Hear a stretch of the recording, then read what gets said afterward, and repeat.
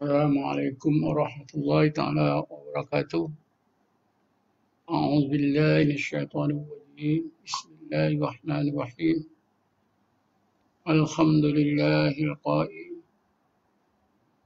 Fawajada 'abdan min ibadina atainahu rahmatan atainahu rahmatan min indina wa 'allamnahu min ladunna 'ilma.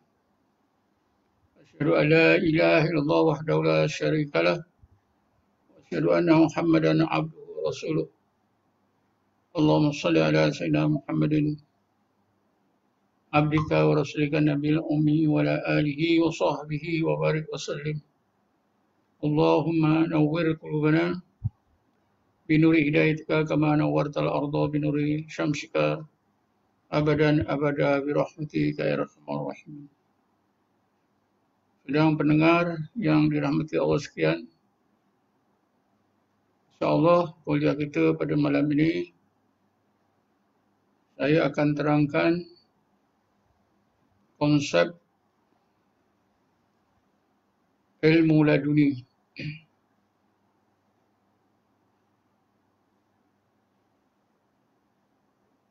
Tadi saya bacakan ayat 65 dari surah Al-Kahfi yang menceritakan bahawa Nabi Allah Khidir telah dikurniakan oleh Allah ilmu laduni. Wa 'allamnahu min ladunna ilma. Dan kami Allah ajarkan, berikan kepada Khidir alaihissalam ilmu min ladunna dari sisi kami, ilmu yang sebaik-baiknya. Berdasarkan kepada ayat 65 surah Al-Kahfi, maka kita temui istilah ilmu laduni.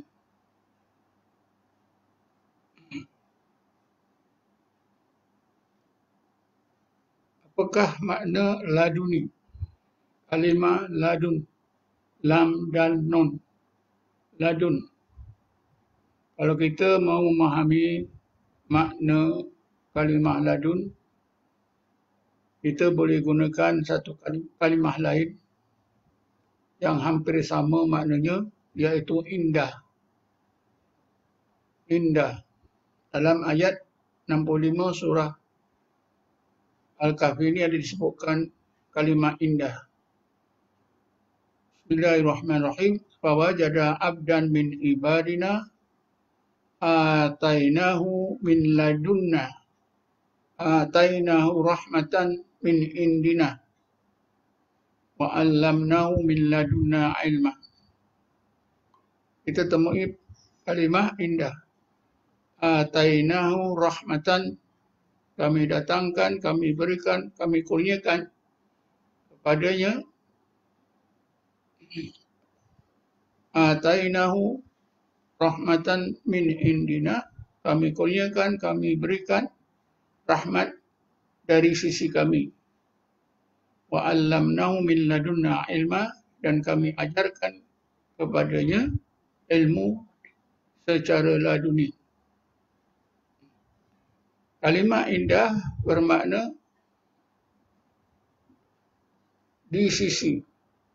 Min indillah maknanya dari sisi Allah.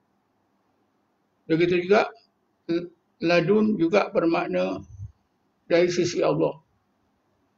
Cuma ada perbezaan antara indah dengan ladun. Iaitu perbezaannya, ladun itu lebih khusus, lebih istimewa berbanding dengan indah. Kerana itulah ilmu laduni ini ilmu yang paling khusus yang Allah kurniakan secara langsung pada seseorang, khususnya kepada umat Nabi Muhammad SAW.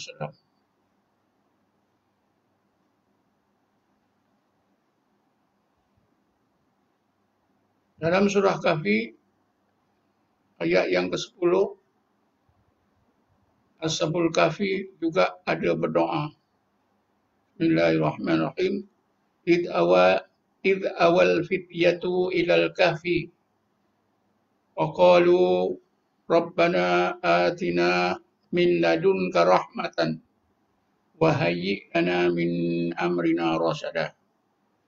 Maka apabila pemuda Ashabul Kahfi itu masuk ke gua itu, mereka pun berdoa. Waqalu rabbana atina min ladunka rahmah wa hayyi' lana min amrina rasyada. Ya Allah, ya Tuhan kami, kurniakanlah kepada kami rahmat dari ladunmu dan tolonglah sampurnakan urusan kami sehingga urusan kami menjadi sebaik-baik urusan. Sesudah kita mengetahui makna ladun dan ilmu laduni, makna ilmu yang langsung dari sisi Allah Subhanahu Wa Taala disampaikan oleh Allah terus ke dalam hati seseorang. Itulah ilmu laduni. Sesudah kita memahami makna ilmu laduni, iaitu ilmu yang Allah kurniakan secara langsung terus ke dalam hati seseorang yang dikasihi oleh Allah dari kalangan hamba-hambanya. Maka perkara kedua yang perlu kita ketahui, adakah di dalam agama Islam Allah syariatkan ilmu laduni, atau sebaliknya ilmu laduni itu tidak disyariatkan oleh Allah, hanya disebut-sebut, diada-adakan saja oleh setengah ulama tasawuf. Para pendengar yang dirahmati Allah sekalian, sebenar-benarnya realitinya ilmu laduni memang disyariatkan oleh Allah dalam Islam. Bagaimana wujudnya ilmu laduni di dalam Islam? Kita boleh lihat dari banyak sudut. Sudut yang pertama ialah dari sudut ilmu itu sendiri. Rasulullah SAW bersabda, al-ilmu ilmani. Ilmu yang berkait dengan Islam itu dua. Ilmun sabitun fil qalbi. Satu ilmu tetap sabit di dalam hati. Fadzaka ilmu nafi. Ilmu yang tetap di dalam hati itulah ilmu nafi. Wa ilmun fil lisan. Satu lagi ilmu di lidah. Fadzaka hujjatullah ala ibadik.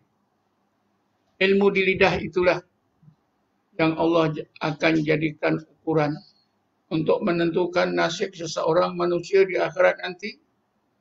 Kalau baik dimasukkan ke surga, sebaliknya kalau jahat dimasukkan ke neraka. Ilmu yang di dalam hati itulah ilmu laduni. Kerana ilmu laduni hanya akan didapati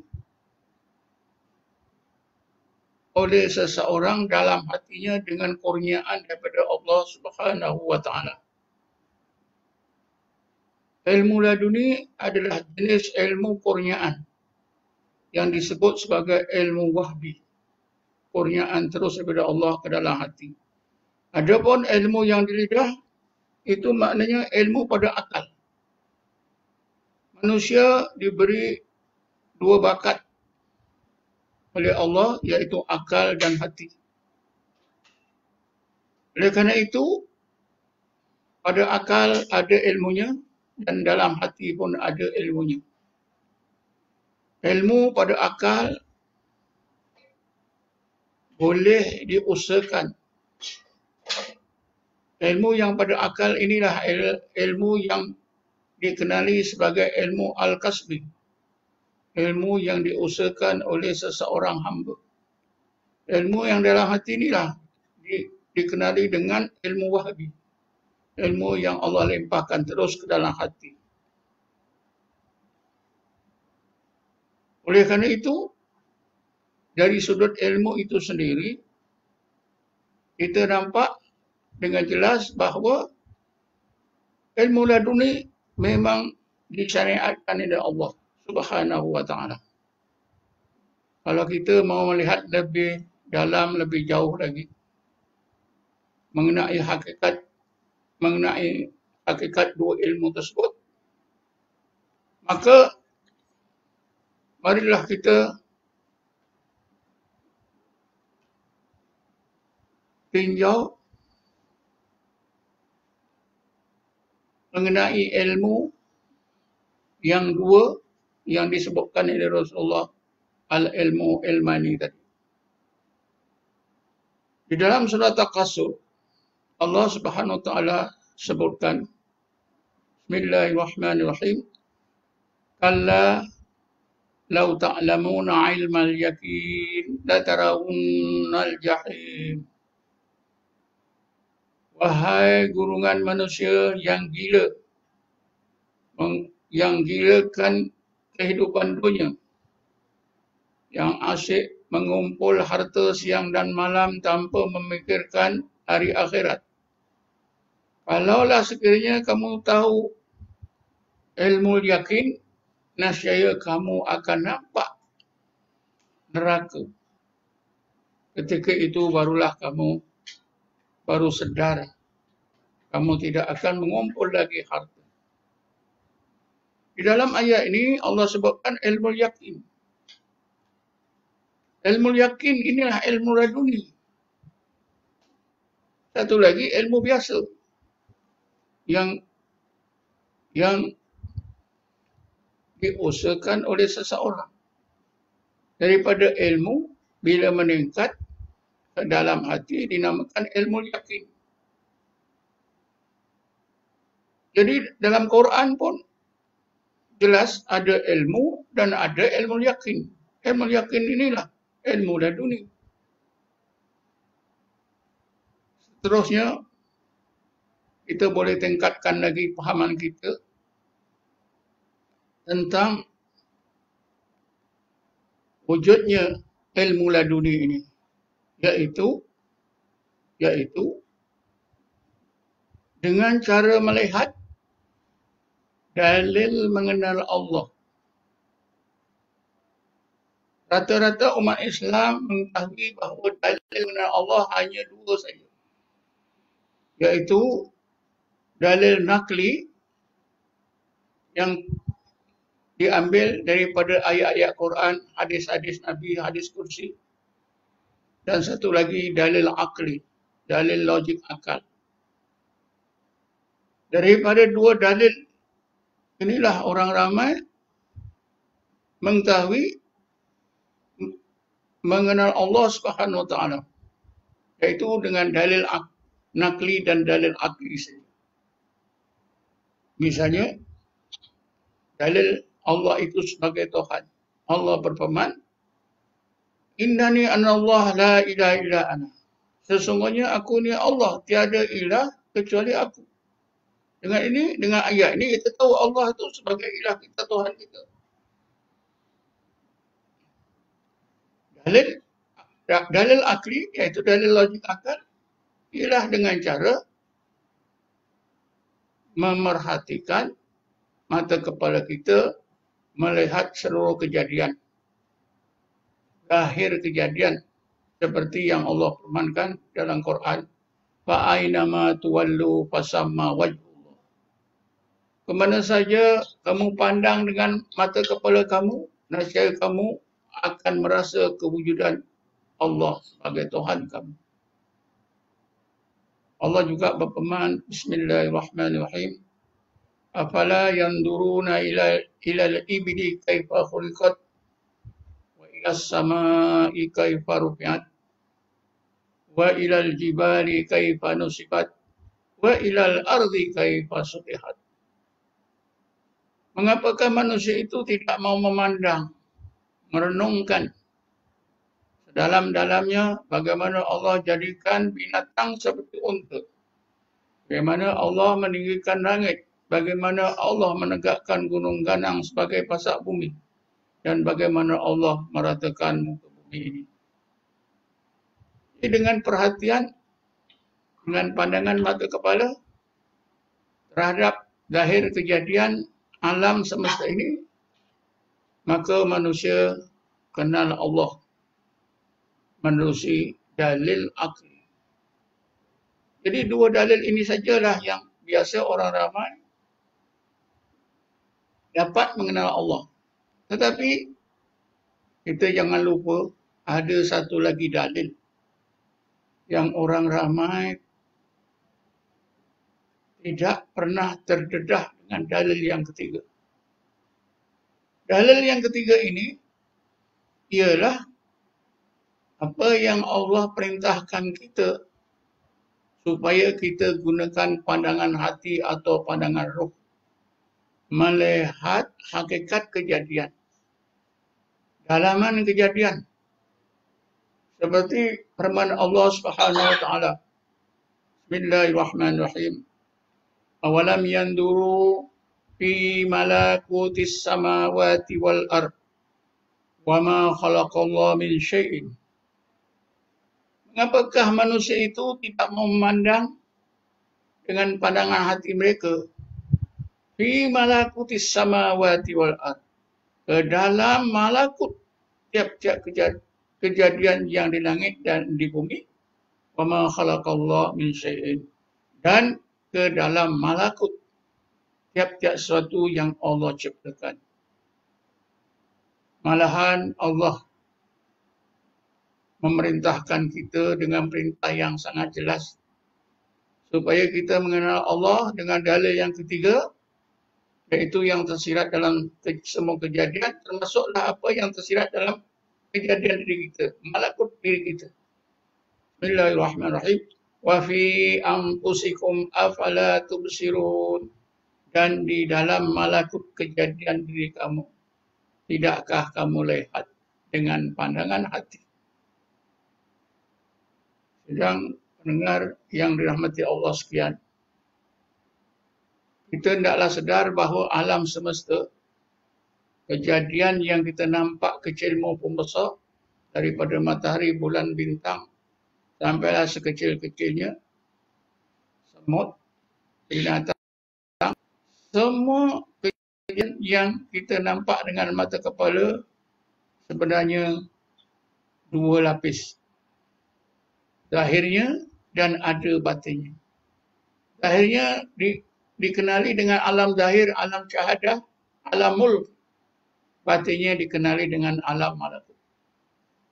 Cuba kita ingatkan ayat terakhir di surah Yasin. Bismillahirrahmanirrahim.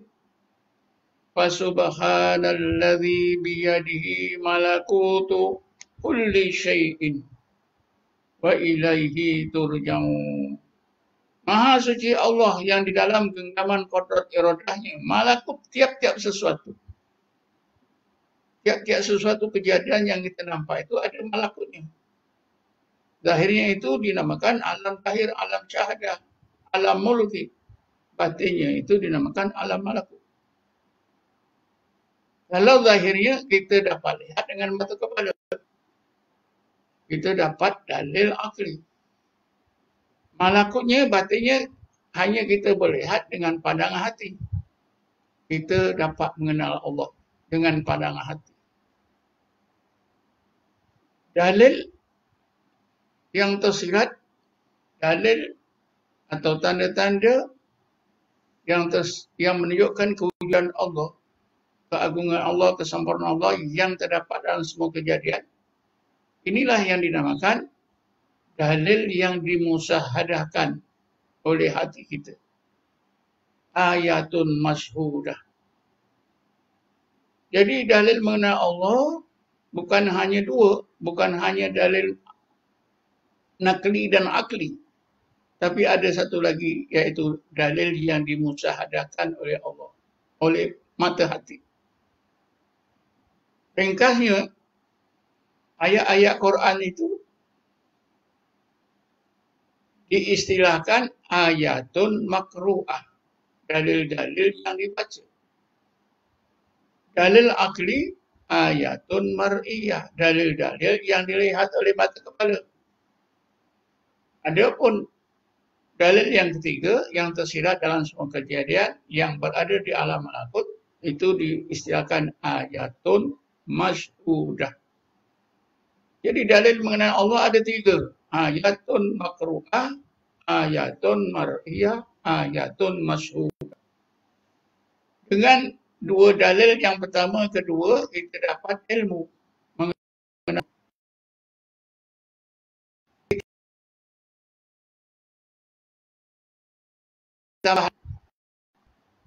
kita dapat ilmu secara laduni.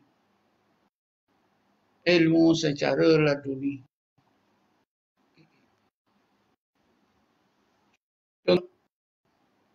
Ilmu secara ayatun masyhudah.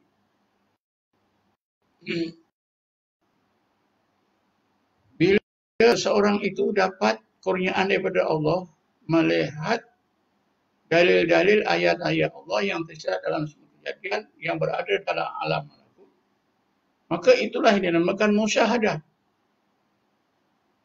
Sebab itu setengah ulama tasawuf mendefinisikan musyahadah dengan katanya al-musyahadatu hiya ru'yatul haqqi bil basirati min ghairi subhatin ka'annahu ra'ahu bil ain. Musyahadah itu ialah mata hati basirah melihat hakikat kejadian dengan pandangan hati. Musyahadah itu ialah melihat hakikat kejadian dengan basirah, dengan pandangan hati. Tanpa keraguan, terang seterang-terangnya, seolah-olah seperti orang tersebut melihatnya dengan mata kepala. Lalu juga kita dengar iman musyahadah. Musyahadah, istilah musyahadah. Bila seorang itu dikurniakan oleh Allah musyahadah, maka ketika itulah orang tersebut dikurniakan oleh Allah ilmu secara laduni.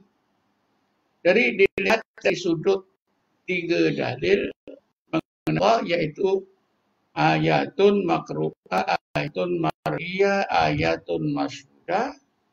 Ternyata memang betul wujud dalam Islam itu ilmu laduni. Ilmu yang langsung Allah sampai dalam hati. Kalau kita lihat dari tiga asas agama pun, ternyata ilmu laduni memang disyariatkan oleh Allah. Apakah dia tiga asas agama Islam? Tiga asas agama Islam yang sepatutnya kita masih ingat dengan sekar. Yang pertama ialah Islam rukunnya 5. Kedua iman rukunnya 6. Dan ketiga ihsan an ta'budallaha ka'annaka tarahu fa in lam takun tarahu fa innahu yaraka. Hadis yang diriwayatkan oleh Sayyidina Umar yang terkenal ini, semua umat Islam tahu bahawa hadis ini adalah menjelaskan tentang tiga asas agama, Islam, iman dan ihsan. Apabila seorang itu sampai ke tingkat ihsan, Rasulullah menyebutkan al-ihsan an ta'budallaha ka'annaka tarahu fa in lam takun tarahu fa innahu yaraka. Ihsan itu Anda beri kepada Allah seolah-olahnya. Jika Anda terasa lagi seolah-olah melihatnya, sesungguhnya Anda akan terasa Allah sentiasa memantau melihat diri Anda. Hakikat ihsan seperti yang Rasulullah SAW sebut ini, itulah ilmu laduni. Ilmu ihsan itulah ilmu laduni. Karena pengalaman seorang mukmin seolah-olah melihat Allah, itu adalah kurniaan daripada Allah secara laduni.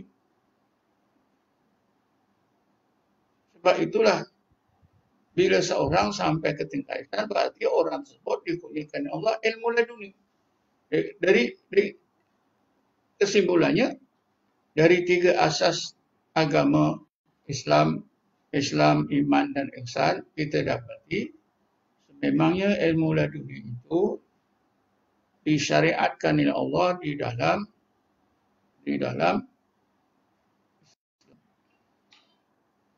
bagaimanapun ada ulama yang membantah wujudnya ilmu laduni dalam Islam. Alasannya ialah kerana agama Islam itu sudah sempurna. Allah sudah sebutkan, Bismillahirrahmanirrahim, Al-yawma akmaltu lakum dinakum wa atmamtu alaikum nikmati wa raditu lakumul Islam madinah. Dengan ayat ini, tak perlulah saya nak terangkan terjemahannya. Dengan ayat ini, maka para ulama menegaskan bahawa agama Islam itu sudah lengkap. Diturunkan dengan lengkapnya menerusi Rasulullah. Tak perlu lagi nak ditambah-tambah ilmu Islam itu secara laduni. Maka dengan itu, dengan ayat ini menunjukkan ilmu laduni itu tidak perlu, tidak ada. Kerana Islam sudah lengkap. Sebenarnya pandangan tersebut macam betul. Kerana ada dalilnya. Tetapi bila kita telitikan pandangan yang mengatakan agama Islam itu sudah lengkap, tak perlu lagi nak ditambah-tambah secara laduni. Tidak ada lagi secara laduni. Sebenarnya itu satu kesilapan. Sebab ilmu laduni yang Allah kurniakan kepada umat Nabi Muhammad itu bukan berarti Allah menambahkan agama. Bukan menerusi cara, bukanlah ilmu laduni itu menambah-nambah ilmu yang ada dalam Islam. Tapi ilmu laduni ini sebenarnya ialah ilmu laduni itu sebenarnya pada hakikatnya ialah sebahagian hidayat Allah. Memang betul kita yakin bahawa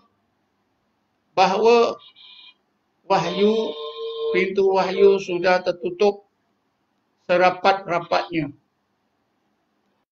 Bila Rasulullah meninggal, tidak akan ada lagi wahyu yang diturunkan oleh Allah. Pintu wahyu sudah dikunci, ditutup oleh Allah. Tapi jangan lupa, pintu hidayat terus dibuka oleh Allah seluas-luasnya. Malahan setiap mukmin yang mukallaf dan muslimah yang mukallafah diwajibkan, diperlukan memohon hidayat daripada Allah 17 kali dalam masa sehari semalam, iaitu yang terkandung dalam Fatihah yang wajib dibaca dalam setiap rakaat sembahyang fardu 5 waktu. Sembahyang fardu 5 waktu 17 rakaat jumlahnya. Wajib dibaca tiap-tiap rakaat satu Fatihah. Jadi berarti tiap-tiap muslim dan muslimah wajib memohon kepada Allah minta hidayat sehari semalam sebanyak 17 kali. 17 kali kalau kita kalikan dengan 30 hari sebulan, kemudian kalikan dengan 12 bulan, tentunya setahun kita berdoa memohon hidayat kepada Allah beribu kali. Andainya umur kita panjang, maka berpuluh-puluh ribu kita mohon hidayat daripada Allah.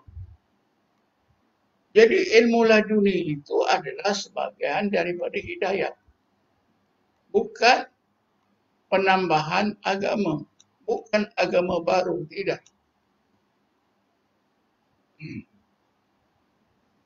Cuba kita ingatkan dua ayat akhir daripada Fatihah. Bismillahirrahmanirrahim. Ihdinas siratal mustaqim. Siratal ladzina an'amta 'alaihim ghairil maghdubi 'alaihim waladdallin. Amin. Ya Allah, hidayatkanlah kami jalan agamamu yang benar. Iaitu jalan agamamu yang benar yang pernah engkau kurniakan kepada mereka-mereka yang benar. Dari kalangan Nabi, dari kalangan Siddiqin, dari kalangan Syuhada dan Salihin. Bukan daripada orang kaum murkai dan orang-orang yang sesat. Jadi jelas, ilmu laduni itu ialah sebahagian daripada hidayat Allah. Pintu hidayat masih dibuka seluas-luasnya. Setiap kita diwajibkan memohon hidayat daripada Allah sehari semalam sebanyak 17 kali. Jadi hidayat yang Allah sampaikan terus ke dalam hati, itulah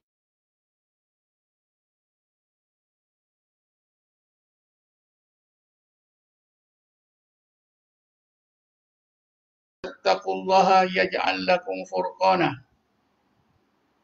Wahai orang-orang yang beriman, sekiranya kamu benar-benar bertakwa kepada Allah, melakukan segala yang diperintah, meninggalkan segala yang dilarang, nascaya Allah akan jadikan untuk kamu furqanan, nuran, cahaya, yufarriqu bainal haqqi wal batil, cahaya hidayat yang dapat membedakan antara yang hak dengan yang batil.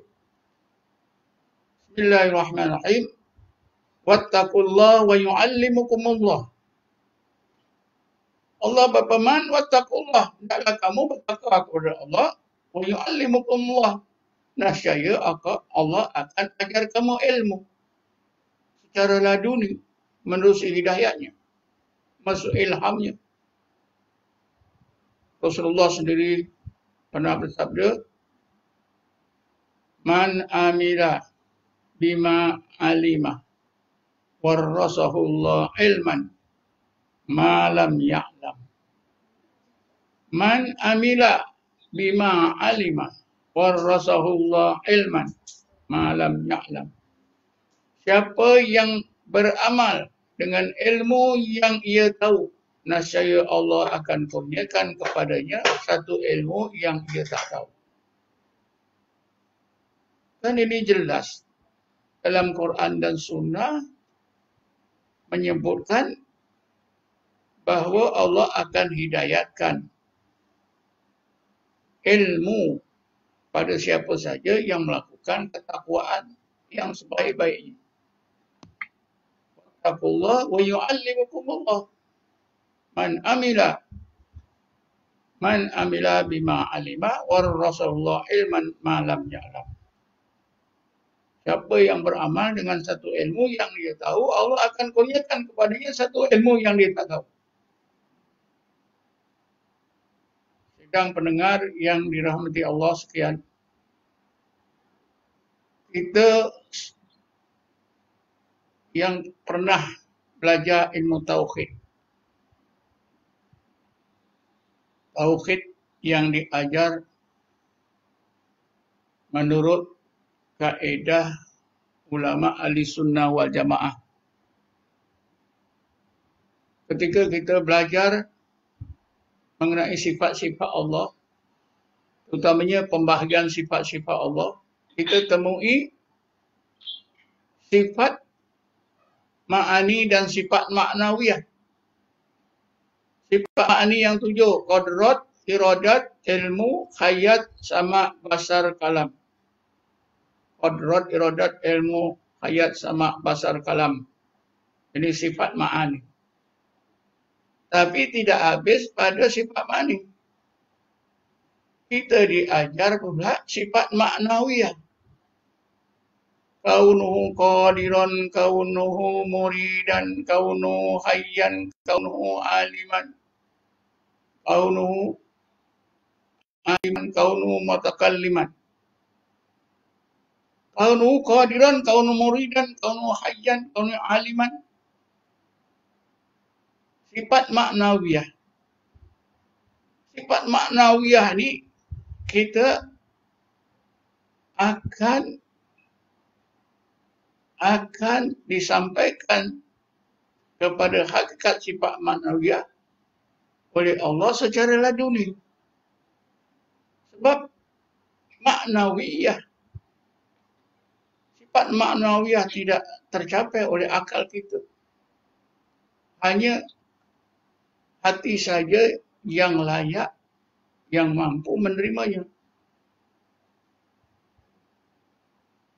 Kaunu qadiran, kaunu muridan, hinggalah akhir. Semuanya sifat maknawiyah ini kita tidak akan dapat hakikatnya kalau kita tidak terima daripada Allah secara laduni. Sebagai contoh, Allah Subhanahu wa taala berfirman, wa ilahukum ilahun wahidun la ilaha illa huwar rahmanur rahim. Kalimah wahid. Wa ilahukum ilahun wahidun. Wahid. Ilah kita itu wahid. Makna satu. Tetapi maknawiyah daripada wahid ialah wahidiyah. Qul huwallahu ahad. Ahad. Maknawiyah daripada ahad ialah ahadiyah. Akal kita tidak boleh mencapai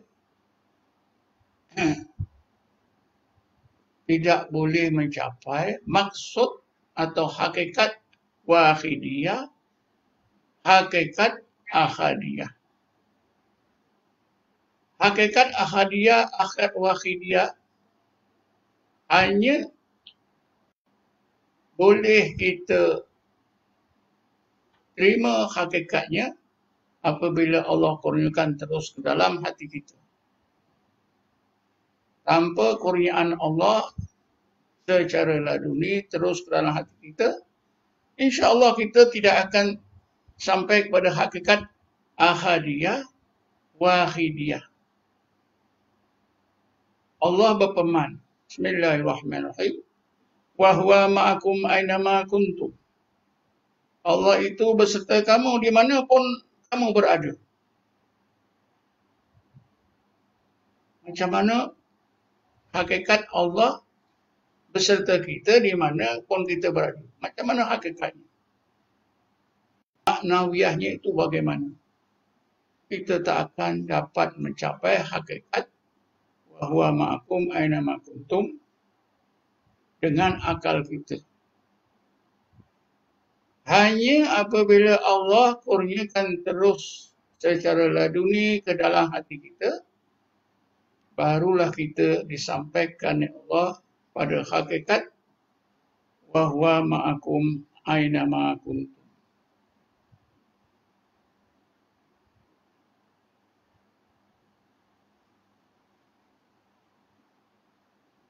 Ilmu laduni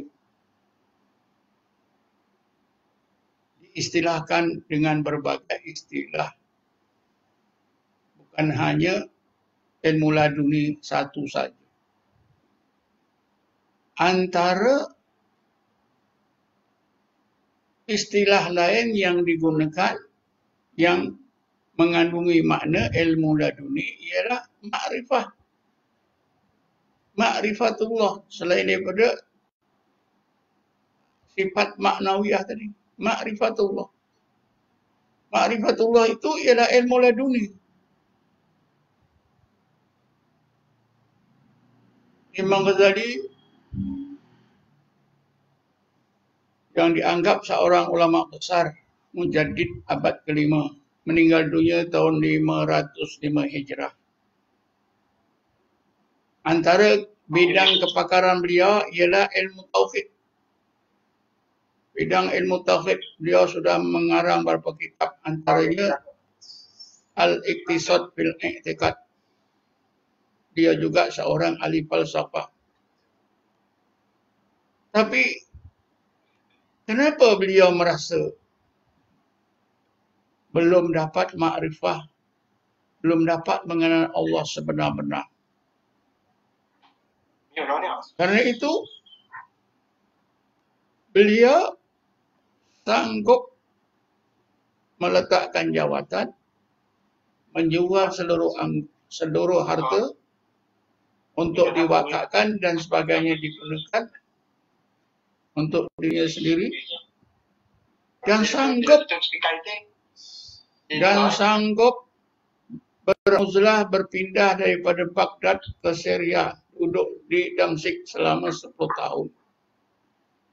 Semata-mata untuk meningkatkan ilmu tauhidnya secara laduni supaya beliau dapat ma'rifatullah. Karena itulah beliau menyimpulkan dengan kata-katanya yang terkenal. Fa ma'rifatullahi wa sifatihi wa af'alihi la tuqsal bi ilmil kalam balil kalamu mani'an laha wa khijaban anha wa amma khusuluha bil mujahadah. Qad qala Allah Ta'ala walladzina jahadu fina lanahdiyannahum subulana.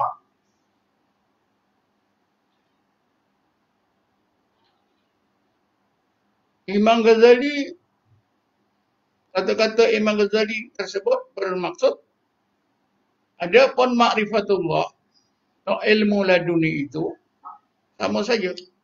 Ma'rifatullah itu ilmu laduni. Adapun ma'rifatullah atau ilmu laduni itu tak akan dapat dicapai menerusi belajar, terus belajar ilmu kalam, ilmu tauhid. Bahkan ilmu tauhid, ilmu kalam itu menghalang dan menghijab tercapainya ma'rifatullah. Menghalang tercapainya ilmu laduni.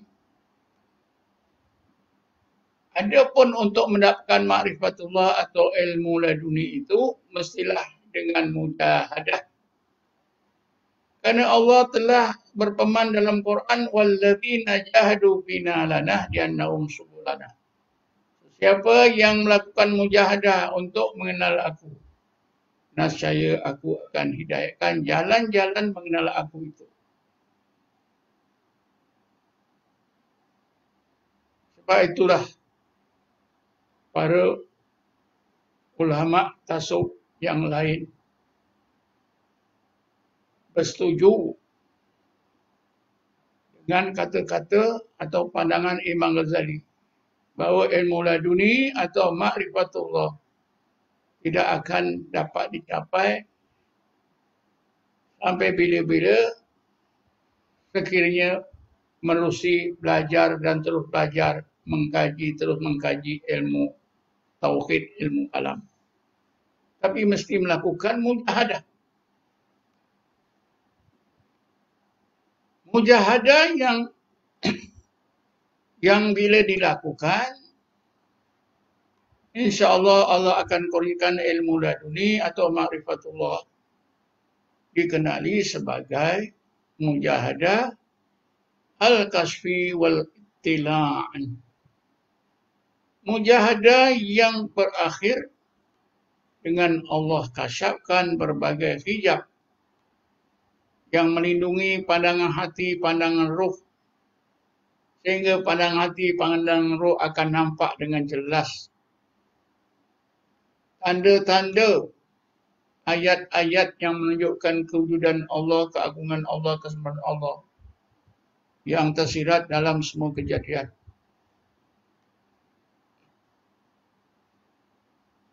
Antara yang berpandangan demikian ialah Ibnu Khaldun yang meninggal dunia tahun 808 Hijrah. Ibnu Khaldun di dalam kitabnya Sifa'us Sa'il li Tahdhibil Masail, dia menjelaskan konsep mujahadah al-kasfi wal ittila'. Mujahadah yang berakhir dengan Allah kasyafkan berbagai hijab hati yang melindungi pandangan hati, melindungi pandangan roh, sehingga dengan tersingkapnya berbagai hijab tersebut, pandangan hati, pandangan roh nampak dengan jelas berbagai rahsia-rahsia Allah yang tersirat dalam semua kejadian. Ittila. Mujahadah al-kasbi wal ittila. Mujahadah al-kasbi wal ittila. Ini insya-Allah satu masa dalam kuliah akan datang saya akan terangkan. Ada konsep mujahadah al-kasb wal ittila' ini perlukan masa yang panjang. Oleh kerana itu, insya-Allah saya akan jadikan satu tajuk kuliah yang khusus supaya kita dapat memahami konsep mujahadah al-kasb wal ittila'. Pada malam ini cukuplah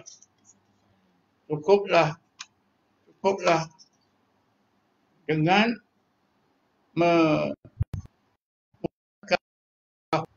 ma'rifatullah ilmu laduni itu hanya boleh dicapai mujahadah yang khusus yang dikenali dengan mujahadah al-kasbi wal ittila'. Musim mujahadah tersebut Allah akan melimpahkan ma'rifatullah atau ilmu laduni itu terus ke dalam hati. Contohnya di dalam Quran ialah mujahadah yang dilakukan oleh golongan ulul albab. Disebut dalam ayat 190 dan 191 surah Al-Imran. Yang mana dua-dua ayat ini pada kuliah yang lepas pun sudah saya sebutkan. Bismillahirrahmanirrahim. Inna fi khalqis samawati wal ardi wa ikhtilafil laili wan nahari laayatil liulil albab. Sesungguhnya di dalam kejadian-kejadian yang di langit, mana di dalam alam malakut kejadian yang di langit, dan juga di dalam alam malakut kejadian yang di bumi, dan juga di alam malakut peredaran masa malam dan siang. Terdapat ayat-ayat yang menunjukkan kewujudan Allah, keagungan Allah, kesempurnaan Allah yang dapat disaksikan, dilihat oleh mata hati golongan ulul albab. Dan ini jelas. Cerita ulul albab ini jelas menunjukkan kepada kita bahawa berbagai hijab yang melindungi pandangan hati mereka dikasyafkan oleh Allah sehingga pandangan hati mereka nampak ayat-ayat Allah yang berada di malakut, di alam malakut kejadian di langit dan di bumi, dan yang berada di alam malakut peredaran masa malam dan siang. Bila ulul albab ni, atau ketika ulul albab ni memandang ayat-ayat Allah yang tersirat atau yang berada di alam malakut, di langit, di bumi dan dalam peredaran masa malam dan siang, ketika itulah Allah limpahkan ke dalam hati mereka ilmu laduni, ma'rifatullah.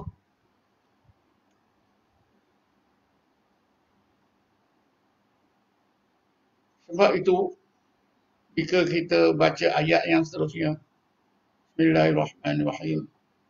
Alladzina yadhkuruna Allah qiyaman wa qu'udan wa ala junubihim wa yatafakkaruna fi khalqis samawati wal ard. Rabbana ma khalaqta hadza batila subhanaka faqina adzabannar. Di akhir ayat 191 ini Allah berfirman mengisahkan kesedaran hati ulul albab. Mereka ulul albab ini telah dikurniakan oleh Allah ilmu secara laduni terus ke dalam hati mereka. Maka menimbulkan satu kesan yang hebat. Meningkatkan ilmu mereka sehingga mereka mampu menyebutkan Rabbana ma khalaqta hadza batila. Apakah maksudnya? Ya Allah, ya Tuhan kami, sebelum Engkau kurniakan kepada kami ilmu laduni, sebelum Engkau kasyafkan berbagai hijab hati kami, kami belum lagi melihat, kami belum dapat melihat tanda-tanda kewujudan Engkau, kesempurnaan Engkau dan keagungan Engkau. Kami melihat seluruh kejadian tidak lebih daripada apa yang kami lihat. Kami melihat matahari, kami melihat bulan. Tidak lebih daripada apa yang kami lihat. Kami nampak berbagai kejadian yang di bumi. Tak lebih daripada apa yang kami lihat. Tetapi sesudah engkau bukakan berbagai hijab hati, pandangan hati kami nampak ayat-ayat kewujudanmu, keagunganmu, kesempurnaanmu ya Allah. Barulah kita nampak seluruh kejadian, kecil maupun besar, dekat maupun jauh, penuh dengan hikmahmu ya Allah, penuh dengan rahsiamu ya Allah. Maha suci engkau ya Allah, peliharalah kami daripada api neraka. Kata-kata ulul albab ni menunjukkan bahawa mereka telah dikurniakan Allah ilmu laduni, ma'rifatullah terus ke dalam hati.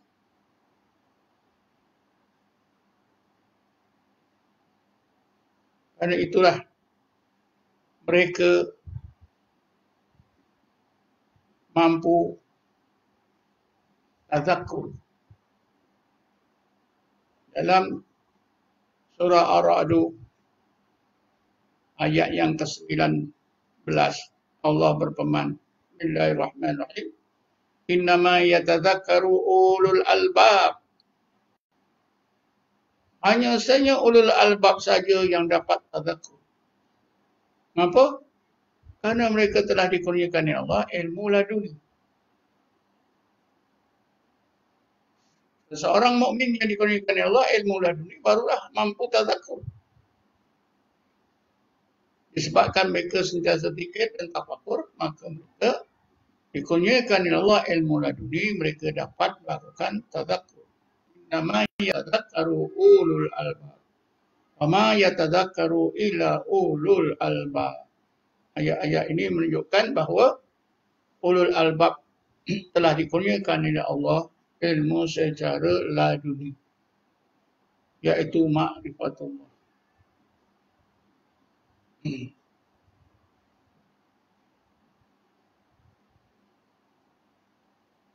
Antara sahabat Nabi Muhammad SAW yang dikurniakan oleh Allah ilmu secara laduni yang sangat hebat, sehingga para sahabat pun merasakan kehebatan ilmu laduni yang Allah kurniakan kepadanya, ialah Sayyidina Ali karramallahu wajhah. Satu ketika selepas kewafatan Rasulullah, Sayyidina Ali seperti biasa dikurniai oleh beberapa orang sahabat. Ada di antara sahabat tiba-tiba bercakap kerana merasakan kehebatan ilmu tauhid Sayyidina Ali. Sahabat tersebut berkata, "Ya Ali, memanglah engkau seorang sahabat yang punya ilmu yang mengenal Allah yang sangat hebat. Memang patut, memang wajar sebab engkau bersama Rasulullah ke mana-mana sejak engkau remaja. Macam kami ini tidak ada peluang bersama Rasulullah seperti peluang yang engkau rasai. Sebab itulah tauhidmu hebat. Engkau diajar oleh Rasulullah ma'rifah." Mendengar kata sahabat tersebut, Sayyidina Ali segera kata, "Wahai para sahabat, sekiranya dari Rasulullah, aku tak akan dapat ma'rifatullah." Lalu sahabat yang mendengar terperanjat, kerana seolah-olah Sayyidina Ali menafikan peranan Rasulullah dalam menyampaikan ilmu tauhid, dalam menyampaikan ma'rifah. Lalu Sayyidina Ali bercakap seterusnya. Setelah Sayyidina Ali cakap, "Wahai para sahabat, kalau daripada Rasulullah, aku tak akan dapat makrifah." Lalu sahabat bertanya, "Kalau gitu, engkau dapat ma'rifatullah itu dari mana kalau tidak ada Rasulullah yang ajar?" Maka Sayyidina Ali menjawab dalam bahasa Arabnya, "Araftullaha billah. Araftullaha billah." Aku dapat ma'rifatullah. Allah sendiri yang ajar padaku. Allah sendiri yang memberikan kepada aku. Sebab itulah ilmu laduni itu tidak termasuk dalam ilmu yang diusulkan. Tapi termasuk dalam ilmu wahbi, ilmu laduni, ilmu yang Allah berikan terus dalam hati.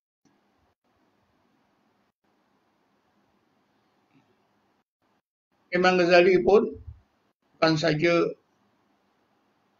saja menyentuh tentang ilmu laduni, ma'rifatullah dengan kata-kata seperti yang telah saya sebutkan tadi. Ada banyak kata-kata beliau yang lain yang menyentuh tentang ilmu laduni atau ma'rifah. Antaranya, beliau pernah berkata, adapun ilmu yang aku cari, adapun ilmu yang ada dalam kitab-kitab, sudah aku tahu semua. Sudah aku baca ilmu yang ada dalam kitab. Seperti apa yang ditulis oleh Syekh Abu Harith Muhasibi, Abu Talib Maki dan sebagainya. Semua aku dah baca. Ilmu dalam kitab itu aku dah tahu, aku dah faham. Tapi ilmu yang aku cari ialah ilmu yang tak boleh didapati, tak boleh dicapai, illa bidzauqi wa tabaddulis sifat.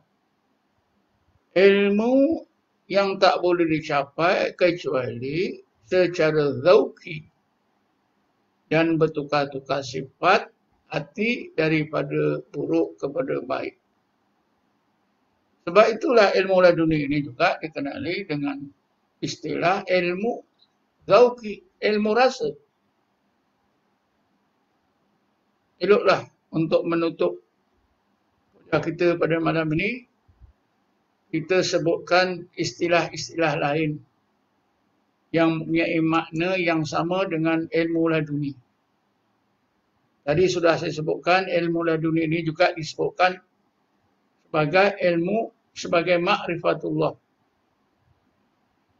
Kenapa dinamakan ma'rifatullah? Kerana ilmu laduni ini ilmu yang tinggi. Ilmu mengenal Allah yang tertinggi. Sebab itu dinamakan ma'rifah. Tapi yang jadi masalah dalam Quran,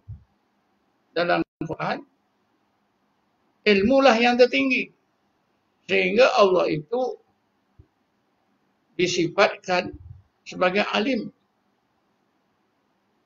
Allah itu bersifat alim. Maha berilmu. Tapi kenapa makrifah pula dianggap ilmu yang tertinggi? Penggunaan makrifah sebagai ilmu yang tertinggi ini memang sudah dipersetujui memang sudah digunakan oleh semua ulama tasawuf.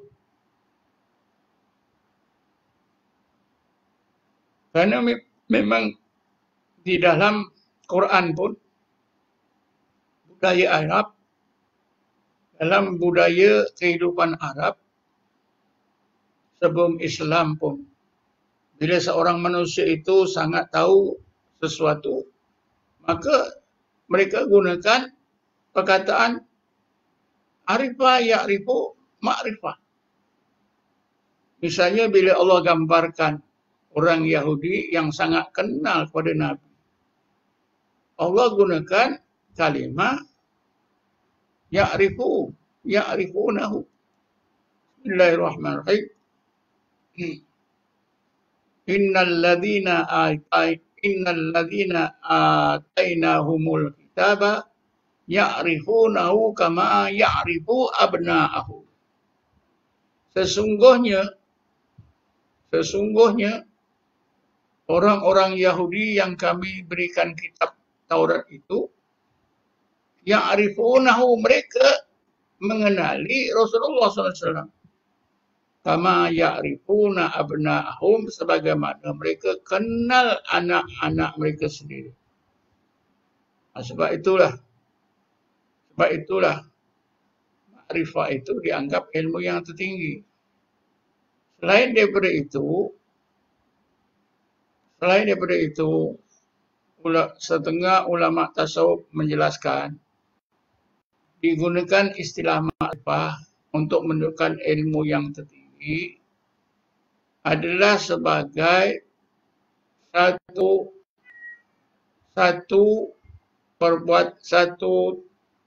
sifat tawaduk orang-orang yang mengenal Allah. Tawaduk para ahli tasawuf terhadap Allah.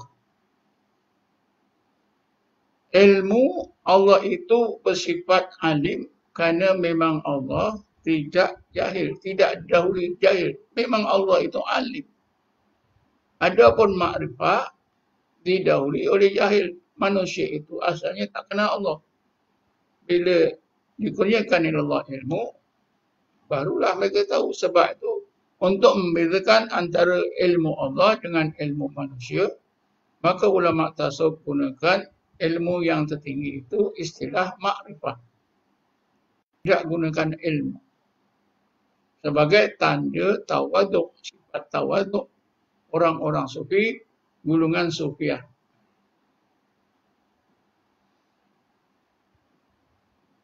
Jadi ilmu laduni diistilahkan juga ilmu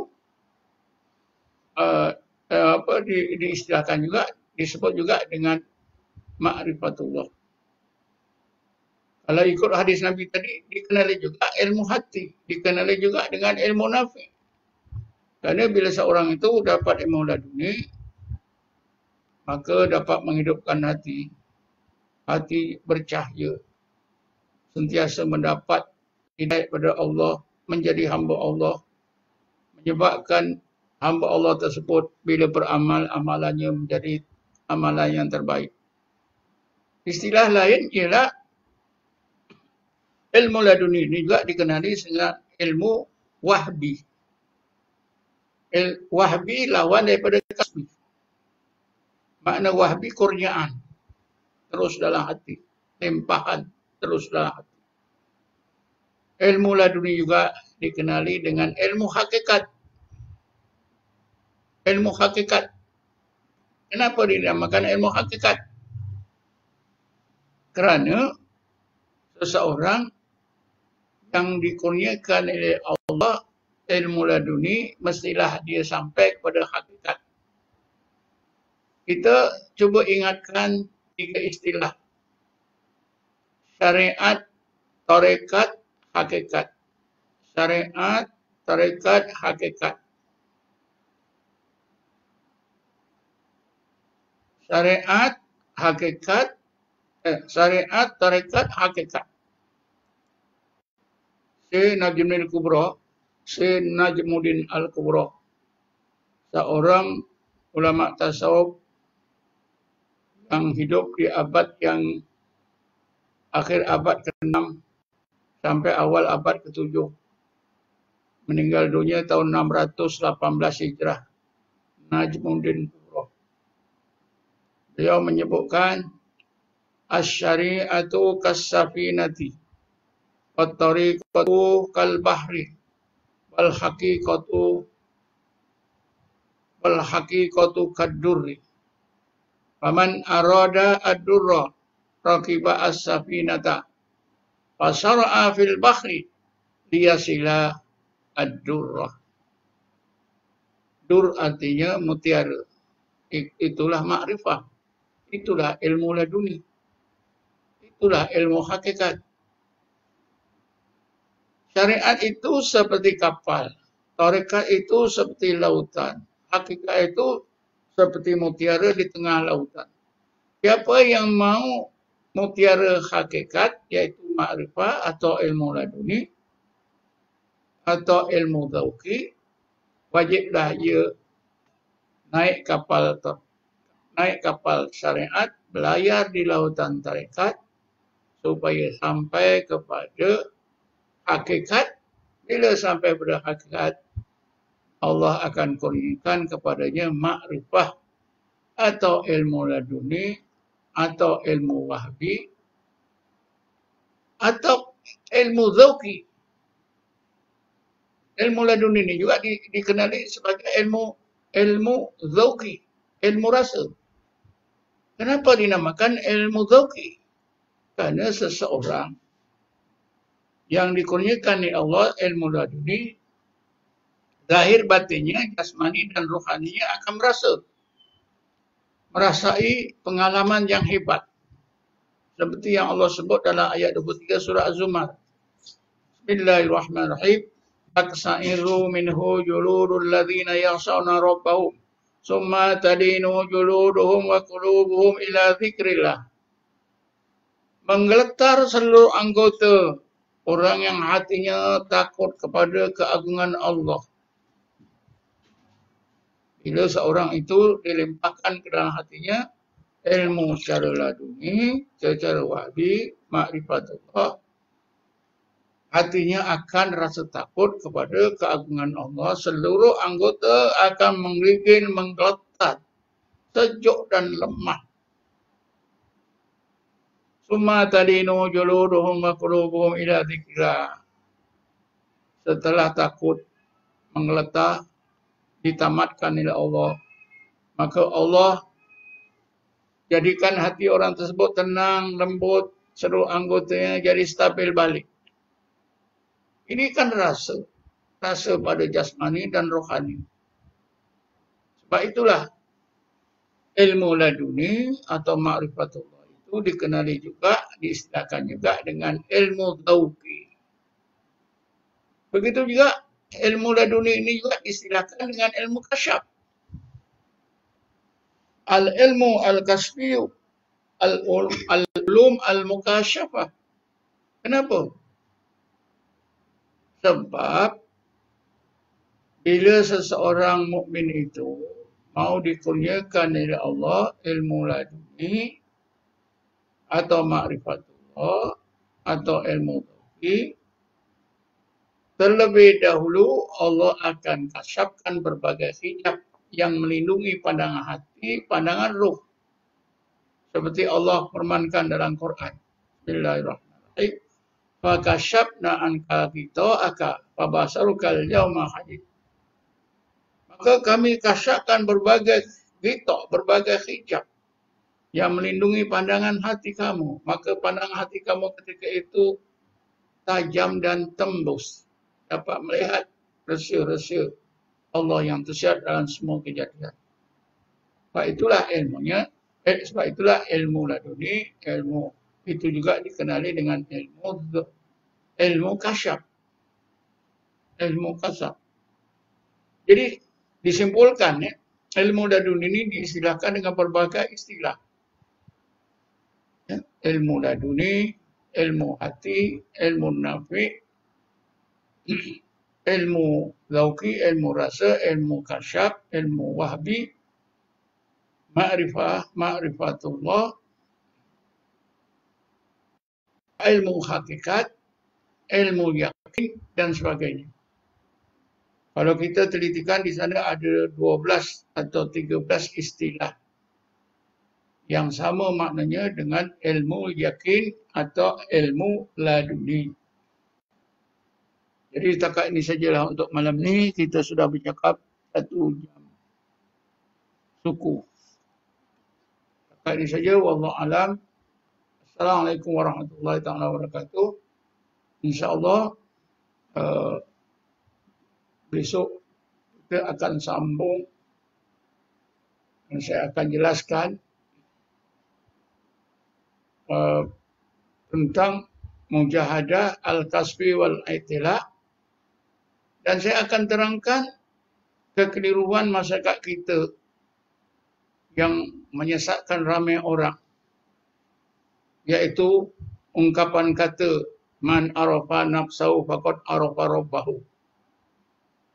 Kita dapati dekat YouTube ada hamba-hamba Allah yang beria-ia benar. Cara mengenal Allah itu mesti mengenal diri. Tak kenal diri tanah Allah. Betul.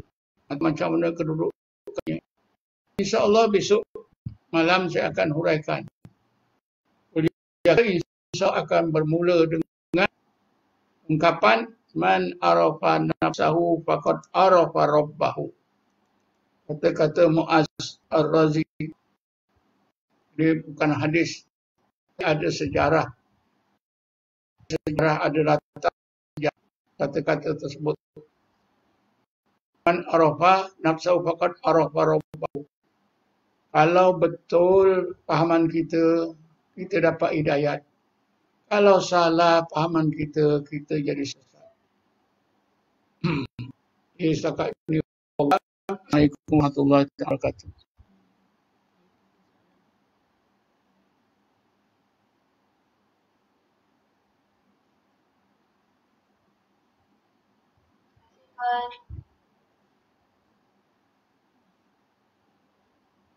Terima kasih Tuhan.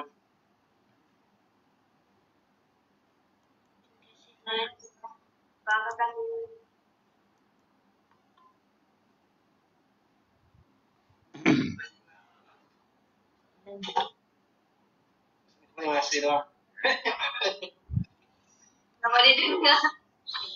Ada dua soalan ni. Soalan pertama, apakah contoh hakikat kejadian yang telah dapat dilihat oleh ulul albab? Mohon Tuan Guru jelaskan. Terima kasih. Soalan yang kedua, apabila dah mencapai makrifah, syariat dah tak perlu.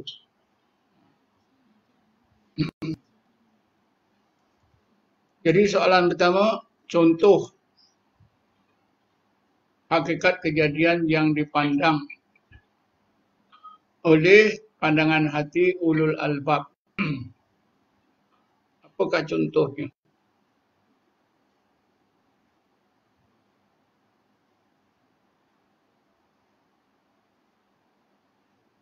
Inilah yang saya akan terangkan besok kerana panjang lebar.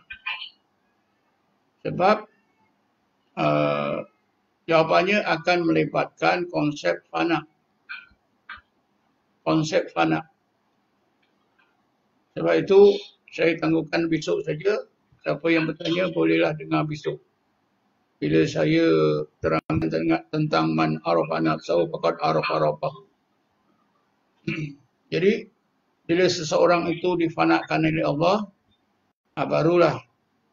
barulah dia nak apa yang Allah tunjukkan dalam pandangan hati. Apa yang Allah sekat dan melibatkan konsep fana. Jadi yang Allah akan sentuh tentang bila kita sebut tentang mujahadah al-qaswi wal-i'tila, itu akan menyentuh tentang billah dan baqa' billah.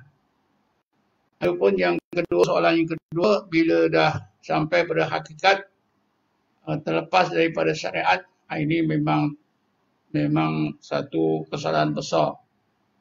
Satu kesesatan besar. Sampai pada hakikat, maka syariat tak perlu nak dibuat. Misalnya, mereka yang telah dipengaruhi oleh dua kitab, dua buku yang ditulis oleh dua tokoh. Yang satunya ialah buku Hakikat Insan. Satu lagi ialah buku Rahsia Insan. Dua buku tersebut mengandungi ajaran ilmu hakikat.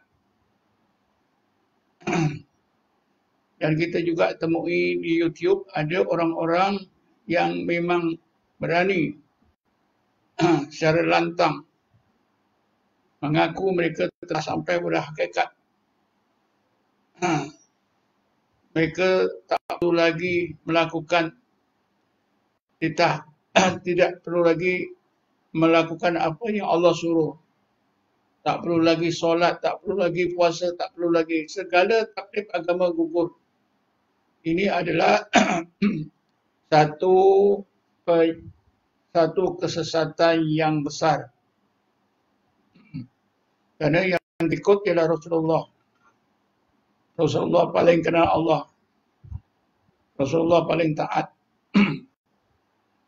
Ada sebuah hadis yang menyebutkan ana a'rafu billah wa asuddakum khaufan minhu. Aku orang yang paling kenal Allah, tapi aku paling takut kepada Allah.